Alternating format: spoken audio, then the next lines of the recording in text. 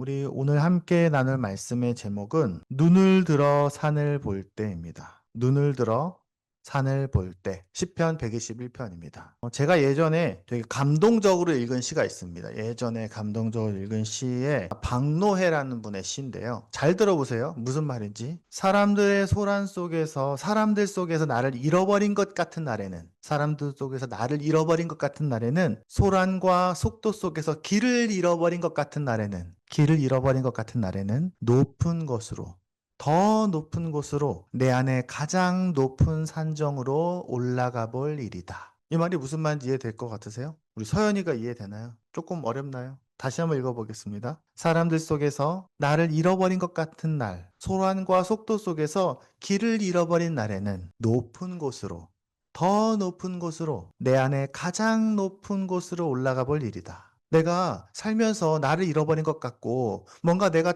어떻게 해야 될지 모르겠고, 길을 잃은 것 같고, 마음이 혼란스럽고, 그럴 때에는 내 마음속에 높은 곳에 올라가면 어떨까요? 아래가 내려다 보이겠죠? 내 삶이 쭉 내려다 보이겠죠? 정말 그런 날이 있거든요. 어른들은 더 그래요. 물론 아이들도 그럴 거라 생각해요. 가끔 마음이 복잡할 때가 있잖아요. 가끔은 마음이 힘들고 지치고 혼란스러울 때가 있잖아요. 그래서 사람들 속에서 나는 일상을 잘 하고 있지만 나를 잃어버린 것 같은 날. 분명 열심히 살고 있는데 길이 잘 보이지 않고 많이 생각하고 막 고민하는데 답은 안 보이고 계속 애쓰고 있는데 마음은 복잡해지는 그런 날이 있습니다. 그럴 땐 이런 생각을 하게 됩니다. 오늘 아까 제가 읽었던 시처럼 지금 내 수준에서는 내 눈높이에서는 길을 볼 수가 없구나. 내 생각의 수준, 지금 내 감정으로는 길을 찾을 수가 없구나. 저는 이 시가 좋았던 이유가 바로 여기 있습니다. 길을 잃은 날에는 높은 곳으로 올라가 보라는 겁니다. 높은 곳으로 올라가 보면 내가 어디서 길을 잃었는지, 내가 어디로 가야 될지를 보일 거 아니에요. 높은 곳으로 내 삶을 바라보라는 겁니다. 오늘 시편 121편에도 그런 내용이 나옵니다. 이렇게 되어 있죠? 뭐라고 되어 있습니까? 내가 눈을 들어 산을 본다. 높은 곳을 보는 거예요. 내 도움이 어디서 오지? 오늘 이 시편을 쓴 시인도 삶의 어려움을 겪었습니다. 복잡했어요. 가끔은 내가 막 마음이 힘들고 지치고, 그런데 그가 있는 그 자리에서 그냥 내 삶을 바라보고 내 눈앞에 있는 건 보는 것이 아니라 높은 곳을 바라보는 겁니다. 저 높은 곳에서는 좀 다르지 않을까? 그리고 그냥 산을 바라보는 것이 아니라 그 산이 우리에게 보여주고 있는 하나님을 보는 겁니다. 성경에 있는 하나님에 대한 이름이 첫 번째 나오는 이름이 뭐냐면요. 엘샤다이예요. 하나님을 부를 때 엘샤다이. 샤다이의 이름 뜻은 뭐냐면 산의 하나님이라는 뜻입니다. 왜냐하면 이스라엘 사람들은 산을 보면서 하나님을 떠올렸기 때문에 그런 거예요. 제가 다시 한번 이 본문을 읽어보겠습니다. 한번 잘 들어보세요. 내가 눈을 들어 산을 본다. 내 도움이 어디서 오는가? 내 도움은 하늘과 땅을 만드신 주님에게서 온다. 주님께서는 내가 헛발을 디디지 않게 지켜주신다. 너를 지키시느라 졸지도 않으신다. 이스라엘을 지키시는 분은 졸지도 않으시고 주무시지도 않으신다. 주님은 너를 지키시는 분.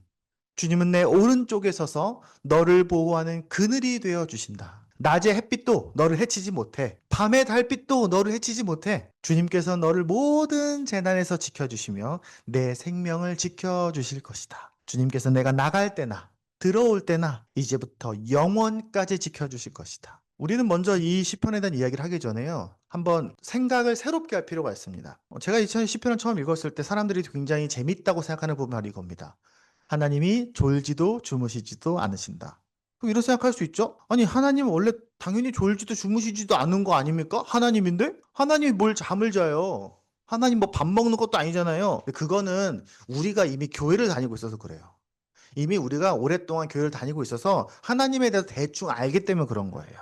근데 지금 이 시가 쓰여진 게 언제쯤일까요? 이 시를 언제 썼을까요? 대충 지금으로부터 약 3000년 전입니다. 3000년 전 이스라엘의 그 시대 그 사람들, 그 시대를 살고 있던 사람들은요, 지금하고는 좀 달라요. 당시 사람들도 종교가 있었겠죠. 당시 사람들도 내 삶이 힘드니까 뭔가 상상하다가 신을 상상하게 됩니다. 근데 그 사람들이 생각하는 신은요, 지금 우리가 생각하는 하나님이랑 달라요. 그때는 그들이 생각하는 신들은 신이 많아. 여기도 있고 저기도 있고 내가 좋아하는 신도 있고 우리 집 신이 있고 옆집 신이 있고 뒷산 신이 있고 다 신이 다 많아요. 그리고 그 신들은 다 밥도 먹어야 되고요. 재물도 받아야 되고요. 쉬기도 하고 잠도 자고 서로 싸우고 화도 내고 연애도 하고 막 또 인간이 와서 막 좀 도와줘야 되고 그래서 메소포타미아 신화에 보면요. 인간을 어떻게 왜 만들었냐? 신들이 일하는 게 너무 귀찮고 싫어서 나를 위해서 봉사할 뭔가를 만들어 보자 해서 인간을 만들었다. 이렇게 써 있어요. 그러니까 그 시대 사람들은 신을 그렇게 생각했던 거예요. 사람이 생각할 수 있는 수준이 그 정도인 거예요. 상상할 수 있는 수준이. 왜냐면은 그 사람 생각에는 신은 있는 것 같은데 이 세상에 뭔가 초월적인 게 있는 것 같은데 그들은 진리를 모르잖아요. 성경을 모르잖아요. 그러니까 고대 사람들은 대부분 생각이 다신론이에요. 다신론. 들어봤어요? 다신론? 신이 엄청 많은 거예요. 우리나라도 도깨비 엄청 많죠. 귀신도 많고, 이 염라대왕이 있고, 옥황상제 있고, 그리고 우리 영화 같은 데 보면 신들이 많이 나오잖아요. 그런 것처럼. 그래서 그들이 생각하기에는 신들이 사람이랑 좀 비슷한 거 아니야? 당연하겠지. 왜냐면 그들이 생각할 수 있는 수준이 그거밖에 안 되니까. 사람이랑 비슷하게 사람처럼 사는데 조금 특별한 존재들. 어벤져스처럼 능력이 있어. 특별한 힘이 있어. 그런데 사람처럼 먹고 자고 싸우고 슬퍼하고 다 하는 신인 거예요. 우리가 그리스 로마 신화 생각하면 돼요. 근데 이스라엘만 그런 겁니까? 이스라엘이 아주 특이한 거예요. 이스라엘의 하나님이란 개념이 나오기 전에는 고대 근동, 메소포타미아, 가나안, 이집트 신화를 모두 살펴보면요. 다 다신론이에요. 그들은 다 그런 생각을 갖고 있었어요. 그럼 좀 멀리 가볼까요? 좀 더 가서 인도. 인도 쪽 사람들 어떻게 생각했을까요? 인도에 있는 베다 전부 다 다신론이에요. 신들이 많아. 사람하고 비슷해. 사람처럼 싸우고 먹고 잠자. 되게 다양한 신들이 많은 거예요. 서로 막 갈등해. 아시아로 가볼까요? 중국, 일본, 한국? 우리나라 동양의 전통 신들은 대부분 다 다신론이에요. 개념상으로는. 아프리카에는 요르바, 아칸, 아샨티 이런 종교들이 있습니다. 그런 종교들이 좀 다를까요? 아니요. 그 사람도 똑같이 신들은 많고 사람하고 비슷해. 높은 신이 있고 낮은 신이 있고 맨날 지들끼리 싸우고 갈등하고 그래서 신들에 대한 이야기들이 나오는 거예요. 물론 그들에게도 되게 높은 신은 있어. 근데 그 높은 신도 완전하진 않아요. 그러면 그 뒤로는요? 여러분 로마 신화 잘 알죠? 제우스, 헤르메스 그런 그리스 신화, 유럽에 있는 신들, 토르 다 다신론이에요. 그러니까 고대에 모두가 다 거의 전 지구의 대부분의 종교가 다신론일 때 이스라엘에만 희한하게 완전하고 특별하고 유일하고 완벽한 유일한 하나님이라는 개념이 시작된 거예요. 그게 신의 되게 특이한 거예요, 굉장히. 그러니까 사람들은 상상하면은 다 그 정도 수준의 신밖에 생각을 못 하는데 이스라엘만 특이하게 완전한 창조자, 전능하신, 유일하신 하나님에 대한 생각을 갖고 있었던 거예요. 그들이 상상한 게 아니라 하나님이 이스라엘에게 알려주신 거죠. 근데 오늘날도 마찬가지예요. 오늘날 사람들도요. 교회를 다니면 성경을 읽고 교회를 다닌다고 말하지만 교회를 다니든 안 다니든 상상해서 하나님을 생각해요. 그러니까 성경을 읽지 않고 그냥 교회를 다니면서 옛날 사람들이 상상했던 것처럼 그렇게 하나님을 상상해요. 그냥 내 생각으로, 내 뇌피셜로. 성경으로 읽지 않고 내 느낌적인 하나님을 생각하는 거예요. 그럼 무슨 일이 벌어지냐? 내가 하나님을 안 믿으면 그 하나님이 나랑 뭔 상관이야? 내가 안 믿는데? 내가 믿으면 영향을 주는 거고 안 믿으면 영향 없는 거 아니야? 그게 상상하는 신이에요. 인간 생각의 수준. 또 내가 신한테 기도하면은 내 방식대로 내가 원하는 대로 해줘야 되는 거 아니에요? 내가 원하는 병이 낫고 나 좀 잘 되고 내 애들이 더 잘 되고 내 문제가 해결돼야 되는 거 아니야? 신이라면 그건 성경을 대로 믿는 것이 아니라 내 상상대로 믿는 거예요. 또 내 신이 나를 사랑하신다면 나 행복해야 되는 거 아닙니까? 당연히 내가 원하는 대로 해줘야지 신 아니에요? 그것도 뭡니까? 고대 사람처럼 오늘날에도 사람들이 교회를 다님에도 불구하고 내 생각대로 하나님을 생각하는 거예요. 성경대로 생각하지 않고. 그러니까 내가 안 믿어지니까 하나님은 나랑 상관이 없어. 아니 나랑 뭔 상관이야? 내가 안 믿어지는데. 또 내가 원하는 대로 안 돼. 내가 원하는 거 안 들어주니까 하나님은 그럴 만한 능력이 없는 거 아니야? 나랑 상관없는 거 아니야? 또 내가 이렇게 힘든데 하나님은 날 사랑하지 않는 것 같아. 나 힘드니까. 그거는 성경으로 하나님을 만나는 것이 아니라 내 추측으로, 내 상상으로, 그냥 느낌적인 느낌만으로 하나님 생각하기 때문에 그래요. 근데 생각보다 꽤 많은 교회 다니는 사람들이 내 생각대로 하나님을 생각해요. 오늘 성경을 보면요. 하나님 어떻습니까? 세상을 모두 창조하신 하나님이에요. 유일하신 하나님이에요. 다른 신들처럼 연약함을 갖고 있는 그런 존재가 아니라 시간과 존재와 역사 모든 것을 초월하신 분이라고 고백합니다. 그러니까 당연히 졸지 않으신다는 말을 쓰는 거예요. 너무 우리가 보기엔 당연하지만 목사님이 한 25년 전에 신학교로 처음 들어갔어요. 여기 가까운 신학교에 들어갔어요. 신학교에 들어가 처음에 이제 신학 공부를 했어요. 근데 목사님도 교회를 오래 다녔겠죠. 거의 20년을 교회 다녔어요. 20년 동안 교회를 한 번도 빠진 적이 없어요. 진짜로. 그래서 얼마나 안 빠졌냐면 수요 예배도 한 번도 안 빠졌고요. 주일 예배 고3 3년 동안 개근한 사람이 그 목사님 다니던 교회가 되게 큰 교회였거든요. 굉장히 큰 교회였는데 3년, 중3, 중학교 3년, 고등학교 3년, 6년 동안 단 한 번도 안 빠진 사람이 2명 있었어요. 거기 장로님 딸 신학교 간, 장로의 신학교 간 여자아이 하나하고 나하고 2명 있었어. 단 한 번도 교회를 안 빠진 사람이. 근데 그렇게 신학교를 가서 성경을 읽어보고 공부를 하다 보니까 특별한 걸 깨달았어요. 뭘 깨달았냐? 첫 번째, 내가 교회를 20년 다녔지만 성경을 통해서 하나님을 안 것이 아니라 내가 하나님을 상상하며 살았구나라는 걸 깨달았어요. 교회를 오래 갔는데 내가 성경대로 안 것이 아니라 내 추측만으로. 그래서 성경을 읽어야지 하나님을 알 수 있는 거구나. 그걸 깨달았어요. 그때. 20년 동안 교회를 다녔는데도. 근데 되게 많이 생각이 바뀌었어요. 내가 알고 있는 거랑 성경에 써 있는 거랑 다른 거예요. 나는 분명히 이런 분이라고 생각했는데 성경에는 다르게 써 있네? 그런 게 되게 많은 거예요. 내가 되게 착각하고 있었구나. 내 상상력은 정말 형편없구나. 내가 생각하기에 하나님은 굉장히 나를 미워하고 가끔은 나를 포기하기도 하고 나를 혼내고 나를 막 평가하고 이런 분인 줄 알았거든요. 근데 성경 속의 하나님은 안 그러더라고요. 그때 한 게 알게 됐어요. 여러분, 한밤중에 정말 깜깜한 어둠 속에 길을 찾을 수 없잖아요, 우리가. 근데 그럴 때 혹시 적외선 망원경 알아요? 적외선 망원경? 아주 작은 빛도 찾을 수 있는 망원경을 쓰면 길이 보여요. 그런 것처럼 우리가 하나님을 잘 알려면 성경을 읽어야 돼요. 그리고 두 번째는요.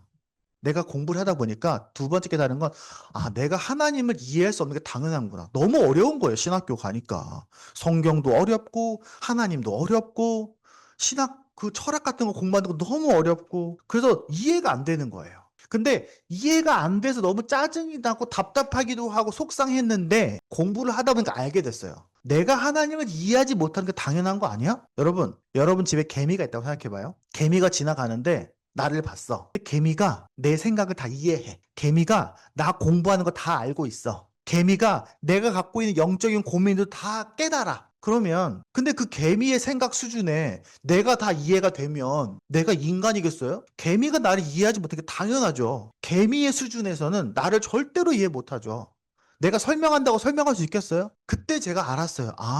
내가 하나님을 이해할 수 없는 게 너무 당연하구나. 내가 하나님을 도저히 깨달을 수 없는 게 너무 당연하구나. 내가 하나님을 이해해보겠다고 밤새도록 철학책을 읽고 신학책을 읽었더니 더 어렵더라고요. 그때 알았어요. 내가 하나님을 잘 이해 못하겠고 도저히 알기 너무 어렵다고 느끼는 바로 그것이 복이구나. 그래서 하나님이 진짜인 거구나. 하나님이 내가 이해된다면 그게 진짜 하나님이겠어요? 그냥 내가 상상하는 하나님이지. 그냥 우리는 마치 숲을 여행하는 개미처럼 그냥 하나님을 조금씩 알아가는 것밖에 안 되는 거예요. 그리고 저는 세 번째 알게 된 게 이거예요.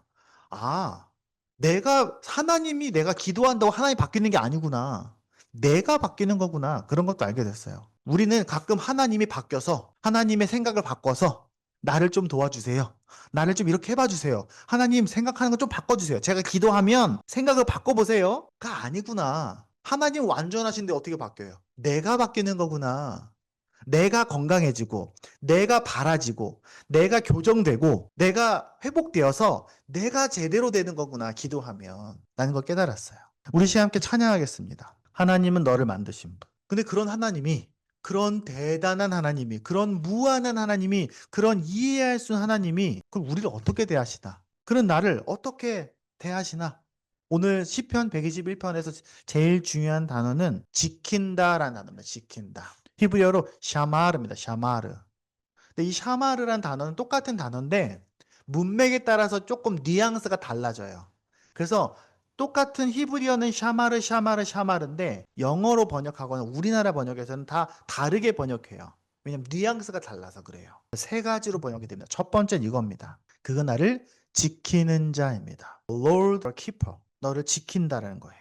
성경에 이렇게 써있다. 5절에 주님은 너를 지키시는 분, 주님의 내 오른편에 서서 너를 보호하는 그늘이 되어 주시니. 진짜 해가 뜨거운데, 진짜 뜨거워서 그 해에 정말로 머리가 탈 것 같을 때 옆에 큰 남자가 서서 그늘이 되어주면 얼마나 좋겠습니까? 네. 마치 여러분이 잠자고 있는데 아기가, 레아 같은 아기가 잠을 자고 있는데 밤에 발버둥을 쳐서 이불을 차내면 엄마가 옆에 있다가 이불을 덮어주잖아요. 감기 걸리지 말라고. 여러분 잠잘 때 엄마 아빠가 와서 이불 덮어주는 게 한두 번일 것 같아요. 마치 그런 거랑 비슷한 거예요. 아내가 지난번에 병원에서 한 2주 정도 있었는데 새벽마다 간호사가 몇 번을 와요. 새벽에 한 3번, 4번씩 와서 혈압을 재고 체온을 체크하고 잠을 잘 자고 있는지 체크해서 다 메모해서 갑니다. 그렇게 간호사와 의사가 환자를 체크하는 것처럼. 여러분 식물 키워봤어요? 식물 키우면요 어떻게 해야 됩니까? 주인이 식물이 마르고 있는지, 혹시 물이 더 필요하진 않은지, 잘 자라고 있는지, 병충해가 걸리지 않은지. 우리 집 창문가에 바질이 있거든요. 바질이 정말 쑥쑥쑥 자라요. 그러면 바질에 구멍이 뚫리면 아내가 그렇게 속상해해요. 그 상한 이파리를 뜯어주면서 물을 열심히 주거든요. 그런 것처럼 하나님은 계속해서 여러분을 사랑의 눈으로 지켜보고 계세요.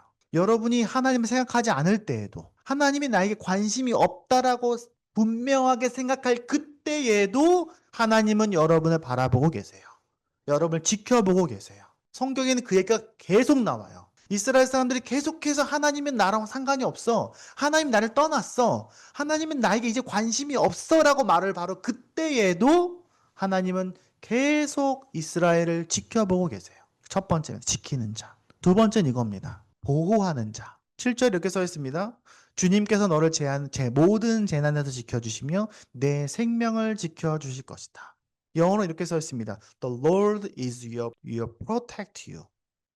너를 보호한다. 하나님이 앞에 첫 번째 지키는 자에서는 하나님이 우리를 보고 있는 거라면 두 번째는 우리가 아니라 우리 주변을 경계하고 계신 거예요. 마치 경호원이 군중 속에서 내가 지켜야 되는 VIP가 있다면 VIP를 보고도 있지만 주변의 VIP를 위협하는 존재가 있는지 계속 주위를 살펴보고 있는 것처럼, 마치 여러분이 컴퓨터를 사면 컴퓨터에 있는 백신 프로그램이 혹시 바이러스나 해킹의 그 위협에서 계속해서 컴퓨터 주변의 모든 신호들을 계속해서 와치하고 있는 것처럼, 혹은 양치기가, 목자가 한밤중에 들판에서 양들을 재울 때 밤새 잠자지 않고 늑대가 혹시 오고 있지 않은지, 곰들이 공격하지 않는지를 계속해서 밤새 돌아가면서 목자들이 지키고 있는 것처럼, 하나님은 여러분의 주위에서 여러분 주위에 있는 상황들 계속해서 살피고 계십니다. 얼마나 많은 공격을 하나님이 우리를 지켰는지 우리는 잘 몰라요. 왜?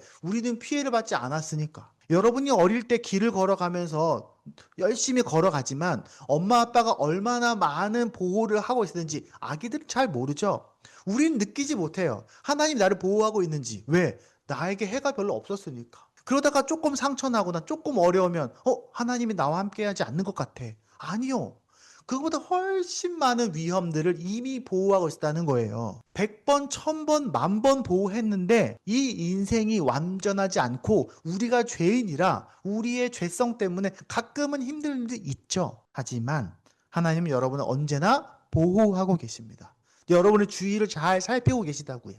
그리고 세 번째는 이겁니다. 함께하는 자. 8절 이렇게 써 있습니다. 주님께서는 내가 나갈 때나 들어올 때나 이제로부터 영원까지 지켜주실 것이다. 그가 가드해 주는데 you're going out, coming in. 네가 나가고 들어오고 어디 가고 하는 그 모든 걸음걸음들을 돌봐줄 거야. 내가 너랑 같이 있을 거야 라고 말하는 거예요. 마치 우리가 길을 걸어 어두운 밤에 깊은 숲속을 걸어가야 될 때, 우리 혼자 갈 수 없을 때 그 산을 너무 잘 알고 있는 가이드가 있어서 우리를 인도해서 함께 걷고 있는 것과 같습니다. 마치 한밤중에 집에 가야 되는데 우리 집으로 가는 길이 너무 어두운 골목이야. 그때 아빠한테 전화해서 아빠가 골목 입구까지 나와서 아이와 함께 집으로 걸어 들어오는 것처럼, 마치 여러분이 처음에 학교 갔을 때, 초등학교 1학년 때 처음 스스로 학교로 가야 될 때 혼자 가지 않고 뒤에서 엄마가 따라가면서 그 길을 봐주는 것처럼. 제가 이 말씀 보니까 옛날에 산이 생각이 났어요. 산이가 처음으로 학교를 혼자 갈 때, 산이 혼자 뭘 가라 그러고 제가 한 100m쯤 뒤에서 따라갔어요. 학교 앞까지. 잘 가나. 처음 보낼 때, 혼자 보내야 될 때. 그날이 생각났어요. 열심히 가더라고요.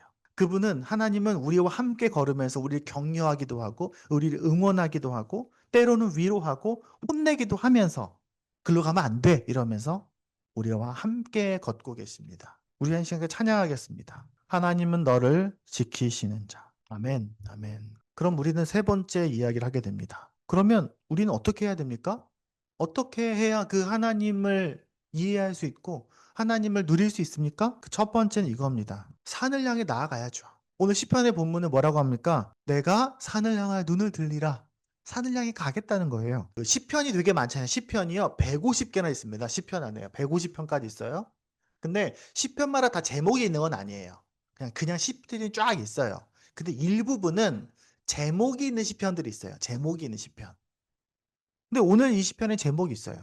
어떤 제목이냐면 성전에 올라가는 노래입니다. 제목이. 성전에 올라가는 노래 하고 나서 내가 눈을 들어 산을 본다.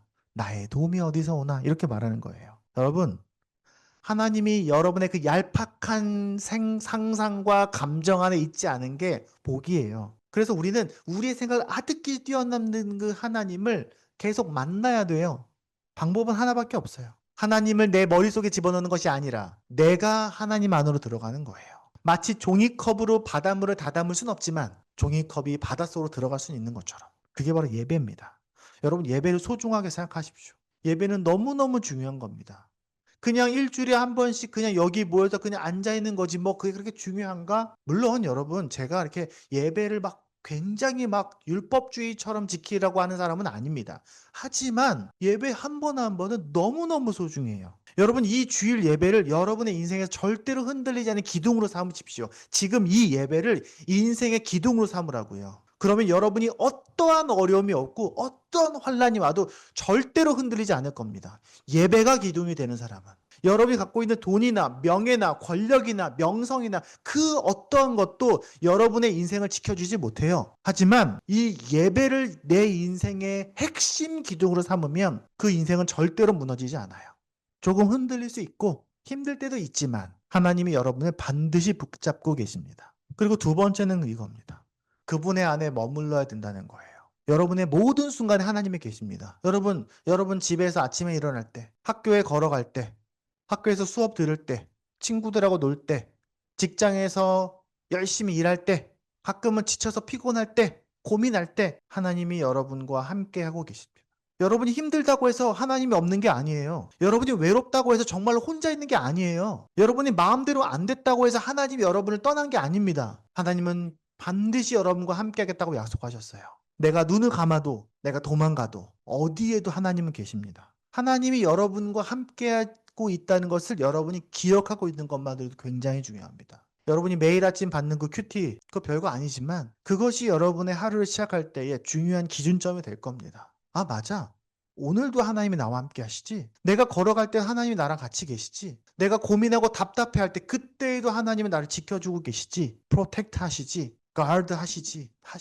그게 여러분의 매일매일이 되길 바랍니다. 그리고 마지막으로 그분의 주권을 인정해야 됩니다. 여러분 삶의 고민, 걱정, 선택 이거 다 하나님께 가져가야 됩니다. 여러분, 여기서 잘 기억하세요. 여러분의 삶에 있는 문제들은 하나님의 문제예요. 여러분의 주인이, 내 주인이 하나님이면 내 문제는 누구 문제입니까? 하나님 문제예요. 여러분, 이 컴퓨터가 망가지면 컴퓨터 문제입니까? 이 컴퓨터를 사용하고 가지고 있는 내 문제입니까? 내 문제예요. 강아지가 아프면 강아지 개인의 문제입니까? 야, 너 아프니까 네가 알아서 해입니까? 아니면 그 강아지를 키우고 있는 내 문제입니까? 내가 발동동합니까? 강아지가 혼자 해결할 수 없어요. 여러분 하나님의 문제를 여러분이 풀지 마세요. 하나님이 걱정해야 될 거를 여러분이 걱정하지 말라는 거예요. 그거는 착각이고 월권이에요. 여러분의 모든 문제는 하나님께 가져가야 됩니다. 여러분이 답답함이 있습니까? 두려움이 있습니까? 불안함이 있습니까? 그건 하나님 문제니까 하나님한테 가져가야죠. 여러분의 정답을 갖고 계신, 여러분 인생의 설명서를 갖고 계신, 처음부터 여러분을 디자인하신 하나님에게 가야 돼요. 그래서 하나님께 얘기해야 돼요. 하나님, 저희가 너무 힘들어요. 저희가 답답해요. 저희가 짜증나요. 저희가 불안해요. 저희가 걱정돼요. 이거 어떻게 해야 되죠? 저희가 너무 어려운데요? 주인을 찾아가야죠. 여러분, 몸이 아픈데 컴퓨터 기사님 찾아가면 되겠습니까? 뭐 컴퓨터가 망가졌는데 의사 선생님 찾아가면 되겠습니까? 여러분에 있는 문제는 여러분의 주인에게 찾아가야 됩니다. 그리고 그분 안에서 모든 것을 해결해야 됩니다. 그러기로 결심해야 됩니다. 어려운 거 아니에요. 여러분 다 할 수 있어요. 함께 찬양하겠습니다. 나의 안에 거하라. 말씀을 맺겠습니다. 오늘 이야기 하나를 하면서 마무리하려고 합니다. 혹시 불을 꺼주시겠어요? 지금 사진 그림이 잘 안 보일까봐. 자, 오늘 이 설교를 준비하면서 떠오른 재미있는 이야기가 하나 있습니다. 성경에 이야기들이 굉장히 많거든요. 나중에 제가 이걸로 또 설교를 한번 하려고 했는데 오늘 이 이야기로 설교를 마무리하려고 합니다. 열왕기하 6장에 보면요. 열왕기 하면은 다윗 이후죠. 다윗, 솔로몬 그 이후에 이스라엘이 굉장히 혼탁할 때, 이스라엘이 막 정신없을 때 이야기입니다. 그때 위대한 선지자예요. 저주장에 엘리사라는 사람이 있습니다. 엘리사가 있고 엘리사의 종이 있습니다. 근데 어느 날 엘리사의 종이 아침에 일어나서 문을 열고 딱 나왔어요. 근데 깜짝 놀랐습니다. 당시에 이스라엘과 적대적 강구했던 아람의 군대가, 아람이란 나라의 어마어마한 군대가 이스라엘 성벽을 전부 다 에워싸고 있는 겁니다. 이 그림이 보입니까? 이스라엘 선을 꽉 외워차고 있고 어마어마한 군대가 와서 지금 이스라엘 잡아먹기 직전인 거예요. 새벽에 모두가 잠을 자고 있는 그 시간에 이거 보고 완전히 이제 넋이 나갔습니다. 어마어마한 말과 병거가 가득했습니다. 그래서 이 엘리사의 종이 우리나라 망했구나. 이제 끝났구나. 이렇게 어마어마한 군대가 이 새벽에 코앞에서 이거 다 둘러싸고 있으니까 얼마나 무서웠겠습니까? 그래서 종이 두려워서 엘리사에 이렇게 말합니다. 열왕기 6장 15절입니다. 큰일 났습니다, 선생님. 어떻게 하면 좋겠습니까? 그때 하나님의 종 엘리사가 이렇게 말합니다. 6장 16절입니다. 두려워하지 말아라. 그들의 편에 있는 사람보다는 우리 편에 있는 사람들이 더 많아. 그들의 편에 있는 사람보다 우리 편이 더 많아. 아니, 종의 눈에는 아무것도 안 보이는데 지금 우리나라 내부는 엉망진창이라 싸울 준비가 하나도 안 되어 있고 아람에는 어마어마한 군대가 이렇게 우리의 진을 다 치고 있는데 이게 무슨 말입니까? 그때에 엘리사가 이렇게 기도합니다. 6장 17절입니다. 그렇게 말한 다음 엘리사는 기도를 드렸다. 주님, 간구하오니 저 시종의 눈을 열어주셔서 볼 수 있도록 해주십시오. 하나님, 저 종의 눈을 열어주십시오. 그리고 그때에 주님께서 그 시종의 눈을 열어주셨다. 그가 바라보니 온 언덕에는 불말과 불수레가 가득하여 엘리사를 둘러싸고 있었다. 엘리사의 종의 눈이 믿음의 눈이 뜨니까 그들에게 그 눈에 하나님께서 진짜 볼 수 있는, 진짜를 볼 수 있는 눈을 뜨게 하시니까 그들의 눈에 아람의 군대는 비교할 수 없는 압도적인 군대가 그 산 뒤에서 전체를 에워싸고 있는 것을 보고 있는 겁니다. 당연히 이스라엘은 구원을 받습니다. 사랑하는 여러분, 오늘 시편은 우리를 다시 그 자리로 부릅니다. 내가 눈을 들어 산을 본다. 내 도움이 어디서 오나? 마치 이 엘리사의 기도처럼. 눈을 든다는 건 단지 그냥 멀리 보는 거 아닙니다. 내 문제만 보던 내 시선을 하나님께로 옮기는 겁니다. 내 형편, 내 감정, 내 계산, 내 한계 안에 갇혀있던 내 시선을 들어서 산 너머에 계신 하나님을 보는 겁니다. 그 하나님은 어떤 분입니까? 이 세상 모든 것을 창조하신 하나님입니다. 그분은 인간처럼 졸고 주무시는 그런 수준의 신이 아닙니다. 내 오른손에서 언제나 나의 그늘이 되어주시고 낮에 해와 밤의 달 가운데서 우리를 지켜주시는 분입니다. 그는 나갈 때나 들어올 때나 우리를 영원히 지키겠다고 약속하신 분이십니다. 하나님은 그의 약속을 반드시 지키십니다. 그러므로 우리의 길이 안전해져서 상황이 다 정리돼서 내가 다 알아서 내 마음 평안한 것이 아닙니다.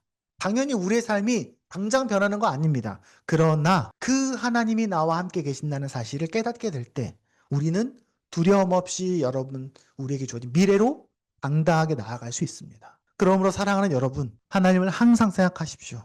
항상 하나님을 인정하십시오. 그리고 그의 나와 함께 하심을 생각하면서 여러분의 모든 문제를 여러분의 주인이신 하나님께로 가져가십시오.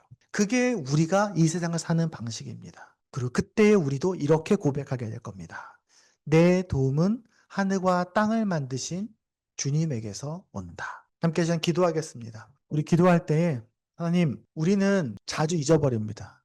자주 까먹습니다. 그리고 당연히 우리의 삶은 녹록지 않기 때문에 쉽지 않습니다. 당연히 쉽지 않죠. 그럼에도 불구하고 우리는 이 땅에서 빛의 자녀로서 잘 살 수 있습니다. 내 상황과 상관없이, 내 조건과 상관없이 내 안에 연약함을 극복하여 살 수 있습니다. 왜냐하면 우리는 하나님의 자녀이기 때문에 그렇습니다. 오늘 함께 기도할 때에 내가 누구의 자녀인지 잊지 않게 해달라고, 하나님이 내게 어떤 분이신지를 기억하게 해달라고, 우리 아이들도 그들의 하나님을 만나게 해달라고 함께 시간 기도하겠습니다.